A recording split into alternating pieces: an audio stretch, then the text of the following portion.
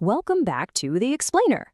Today we are diving right back into the Chronicle of Apfeldern, following our heroes, the Gnoll's Bane, as they set off on a brand new journey. And trust me, this one is going to test them in ways they absolutely never saw coming. So let's get into it. Our story doesn't kick off with a big battle or some grand quest. Nope, it starts with a warning. After everything they've just accomplished, the heroes are ready to go, but a local smith, a guy named Jeremiah, he pulls them aside. He's got a map, and this map shows the real Eastern Vanguard, the dangerous version the capital doesn't want you to know about. You see, the heroes, they're still riding high from their victory in Apfeldern, and they've got their sights set on the mountains for a really personal reason. One of their own, Cedric, needs to find out what happened to his father. But before they can even get their packs on, Jeremiah the smith steps in, and he's got something they need to hear. He takes them to this secret workshop, and inside, wow, just a whole collection of these incredible, half-finished crystal weapons.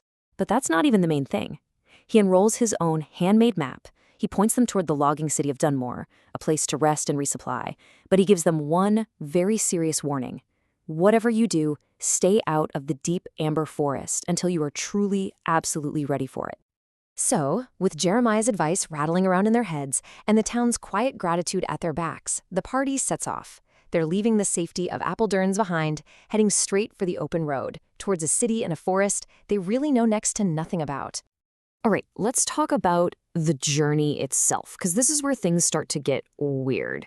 The road started off quiet, normal, but pretty soon it became this path of just strange encounters and a real sense of growing dread. This deep, unsettling feeling started to creep in long before they ever saw the city gates. And you can just see the tension ramp up day by day. First, on day 3, they hear these secondhand horror stories from some illegal loggers. Then it gets personal. On day 5, they find a madman just out there counting trees that he swears are growing back all twisted and black. And then it gets psychological. Okazaki, their warrior, has this dream of a bloody, endless battlefield, and he wakes up from it feeling happy. Just unsettling. Each day, that shadow of the amber forest just gets bigger and bigger. Yeah, what the loggers tell them is basically Jeremiah's warning, but way worse. They talk about the forest like it's alive, like it's turned hostile. It's a place where people don't just go missing. Some come back, but they come back changed. This isn't just a dangerous patch of woods. It's a place that seems to corrupt everything and everyone that touches it. And all of that leads them right here to their destination, Dunmore. After a week of just weird, creepy omens on the road, the party finally gets to this logging city-state, and right away, it feels off.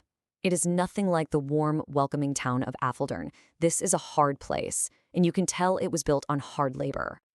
You can see the price of this industry everywhere. I mean, workers are missing fingers, some are missing whole hands. In the heart of the city, there's this massive timber mill that's just constantly groaning and shuddering like some kind of dying beast. But the most chilling thing, one of the party members sees a kid's drawing. A simple picture of the mill, the city, the forest, and this massive shadow hanging over all of it. Look, all the party wanted was some information, a place to rest, get some supplies before they had to even think about the amber forest. But in a city like Dunmore, even the smallest thing can just explode into chaos. And their very first attempt to just talk to the locals, it goes so wrong. They walk into the nearest bar they can find, a place called the Shady Stump. And, well, it doesn't take them long to notice the stages and poles and realize, yeah, this is more than just a place to get a drink. It's a brothel. And that realization right there leads to a pretty fateful decision. As they're about to leave, one of them, Sane, he tries to do what he thinks is a good deed. He uses a suggestion spell in 20 gold pieces on one of the working women to convince her to just go home. But in that moment, their name gets said out loud, the Gnoll's Bane. And in a town that runs on tough reputations, this unproven name, combined with basically chasing off a local favorite, it doesn't go over well, at all. So, of course, a group of guys follows them outside. They start mocking them, saying their big reputation is probably from killing a few rabid dogs. Their taunts get personal, and they start zeroing in on Cedric. He tries to keep his cool, he tries to walk away, but then their leader makes a massive mistake. He reaches out and physically grabs him. And that's it. That's the breaking point.